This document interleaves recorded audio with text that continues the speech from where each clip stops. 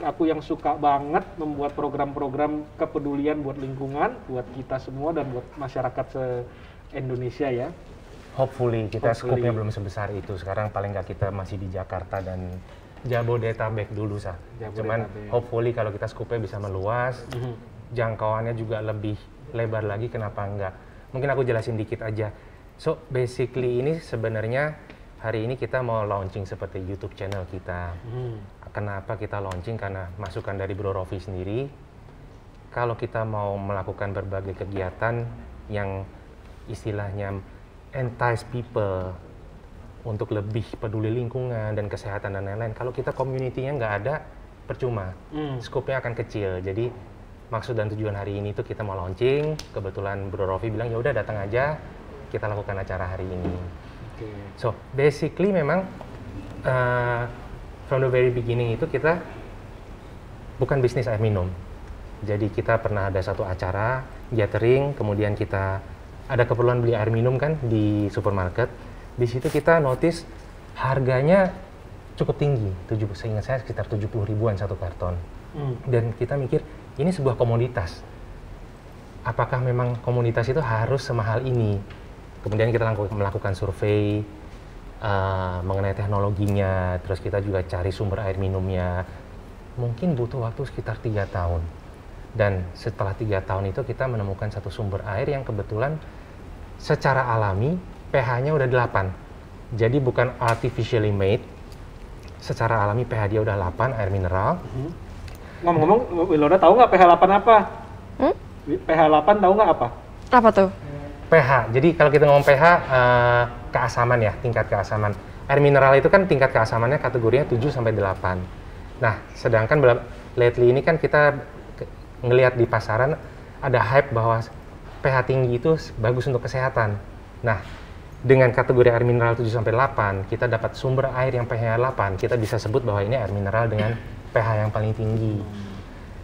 Awalnya cuma dari situ. Karena kita invest ke teknologi yang paling canggih dalam produksinya, otomatis efisiensi kan.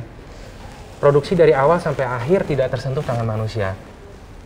Tidak terlalu banyak butuh tenaga kerja, efisien. Akhirnya kita bisa jual air dengan kualitas seperti ini dengan harga yang sangat bersahabat, affordable for people.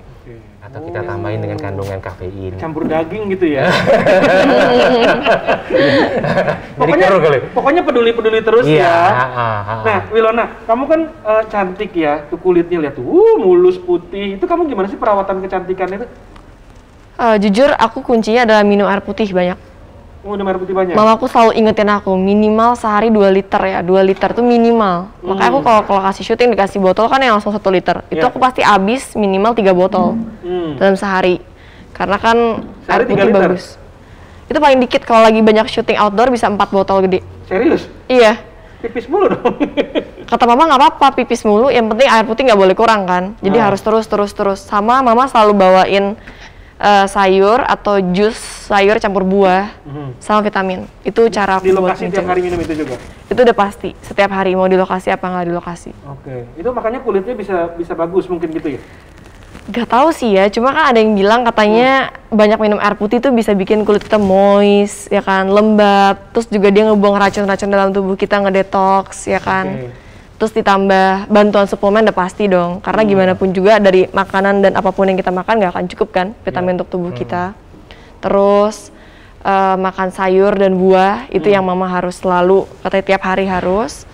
Sama paling aku sempetin biasanya kalau lagi udah mulai stripping, aku sempetin untuk olahraga. Kayak misalnya nge-gym, misalnya seminggu 2-3 kali lah minimal. Oke, pilates ya kamu kalau nggak salah kemarin? Kalau sekarang kan lagi break syuting, punya banyak waktu, aku pilates terus gitu. Kalau lagi di syuting? Di syuting biasanya aku daftar member di tempat gym gitu sih. Jadi at least ada pergerakan dan olahraga lah sejam dalam sehari. Padahal kan udah capek juga, kalau syuting kan capek kan? Tapi gimana ya? Kan itu aset utamanya kan public figure. Beda dong, capek kerja sama kita benar-benar exercise, cardio kan. Bener. Kalau gue suka alasan ditanya sama bini, kok nggak olahraga gitu? Udah tadi di pabrik capek. Itu sama aja kalau kayak orang bilang, dulu gue ada teman-teman, asal keringetan bisa kurus. Mereka bawa kartu, main kartu dalam ruangan sauna. Pokoknya udah keringetan di ruangan sauna, ya gerak, ya kan main kartu bisa kurus. Tetap exercise nggak bisa stop exercise. Air gue juga setuju sih. Gue pagi tuh minum 3 gelas. Kurang lebih gelas yang 300 milian. Jadi hampir seliter lah. Jadi kalau gue minum yang 600 mili kayak gini, 1 botol setengah. Buat lancar pupnya. Dulu gue pupnya nggak lancar tiap hari. Terus gue minum itu hampir seliter, jadi lumayan lancar gitu. Berarti emang banyak kali efek air putih dalam buat hidup gitu ya? Iya, banyak sekali ya. Cuman kebetulan karena Bro Rofi barusan singgung mengenai masalah kecantikan, ini aku ada cerita yang cukup lucu sebenarnya. Jadi sekitar mungkin 3-4 tahun yang lalu aku pernah ada ikut seminar yang bawain seminar namanya Mr. Stephen Seng. Dia itu salah satu eksportir Cina yang top lah.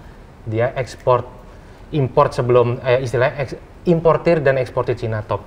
Dan dia sempat bilang bahwa dia kasih seminar dulu macam-macam, kemudian terakhir saya ketemuin sama dia. Bapak ngomong ekspor import kerajinan dan lain-lain di Indonesia bisa. Sekarang produk saya misalnya produk-produk seperti air putih gitu, apa bisa diperdagangkan antar negara. Dia cerita satu hal yang sangat menarik. Salah satu brand paling mahal di dunia dan terkenal, saya tidak sebut brandnya, di China itu ngetop banget. Dia bilang, kenapa kira-kira? Saya jawab, ya ini karena perekonomian Cina udah naik, orang-orang mau belinya barang brand. Jawaban dia benar-benar mengejutkan, salah katanya. Itu air minum dipakai cuma buat cuci muka di Cina. Jadi banyak cewek-cewek muda yang sebenarnya uang ini yang orang Cina yang jadi paling kaya di Cina bukan sekarang? Bukan. Beda. Ini jadi dia bapak gua kalau itu ya. Jadi bahkan sampai seperti itunya mungkin kalau di kita di Asia Timur ya.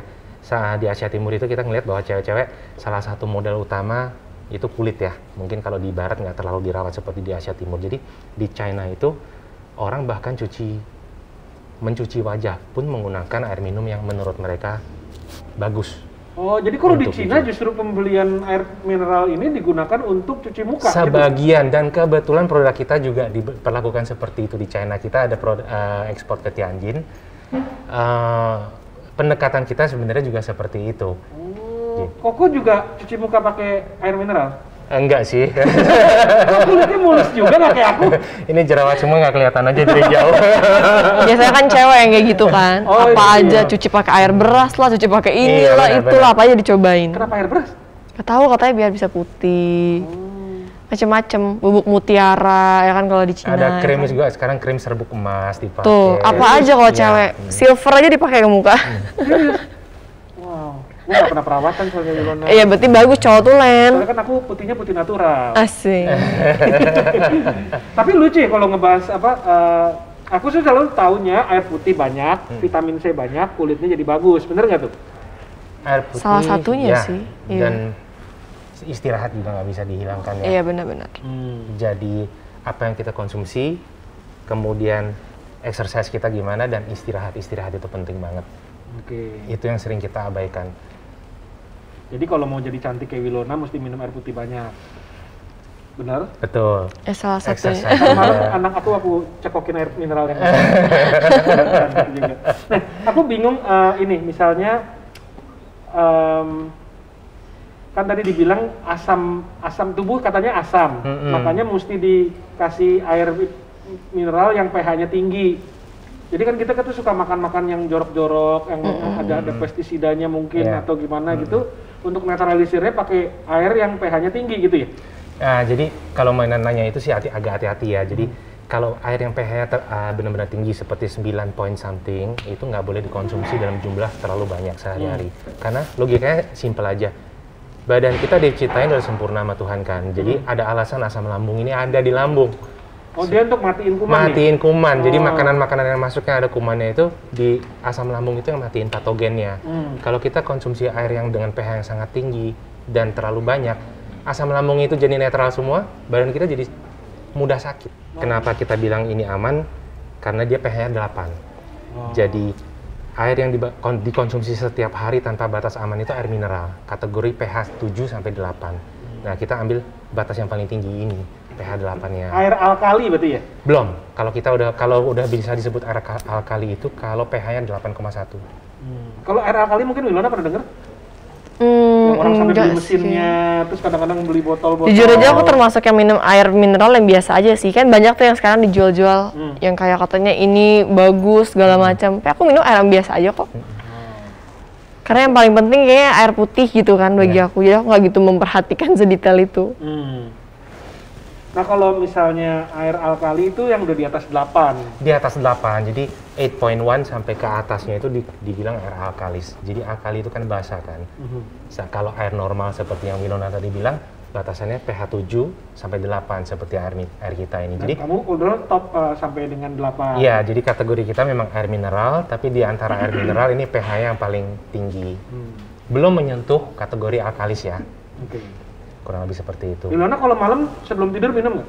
Minum, aku selalu bawa botol yang sekitar 800 ml untuk diminum di samping kasur. Jadi minum segelas lah kurang lebih gitu. Lebih dari segelas sih 800 ml. Sebelum tidur? Sebelum tidur. Oh, boleh tuh ya? Nggak tahu ya, pokoknya kan aku misalnya nyampe di kamar jam 9-an. Itu pokoknya satu botol itu tuh nanti habis aja. Misal aku tidurnya jam 11 atau jam 12 pun ya udah, pokoknya akan habis. Kamu jual air mineral ke dia untung banyak nih. Bisa jadi. Di rumah aku tuh sampai dispensernya kan yang galon atas galon bawah bisa sekalian kan. Cepet banget ganti. Oh, Cepet banget ganti. Gitu semua? Iya bener. Dan dari mama saya ngajarin kan, pasti kan anak-anaknya nurun. Kayak oh iya harus minum air putih yang banyak. Kamu minum 800 mili sebelum tidur tuh jadi nanti kebangun pengen pipis? Enggak sih. Enggak? Paling pipis sebelum tidur sekali, habis itu udah. Ntar kalau Kan udah terbiasa badannya. Kalau udah makin tua nggak bisa Kalau ya? makin itu masih mau mandi terus. Ini ada yang curhat colongan ini. Aku ya mungkin kalau tidur jam 11, jam 9 minum terakhir. Jam 11, jam 9 minum, oke. Ya, jadi kan nanti sebelum jam 11 pipis dulu, baru tidur, tidur nyenyak. Tapi udah aku akalin kayak gitu, tetap kebangun juga. Anak aku yang bangun. Hubungannya?